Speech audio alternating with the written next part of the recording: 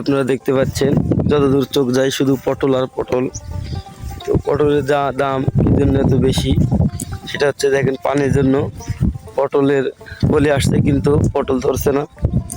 তো এই জন্য পটলের দাম বেশি, সবসময় পানি হতেই আছে। এই দেখেন এই যে একটা কলি আসছে পটল ধরছে কিন্তু এই যে ফুল নষ্ট হয়ে গেছে, এই জন্য পটলের দাম এত বেশি।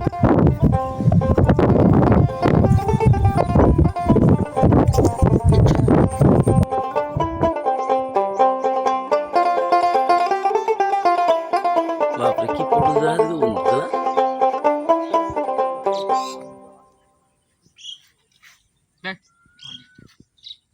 মডেল দেখা যাচ্ছে।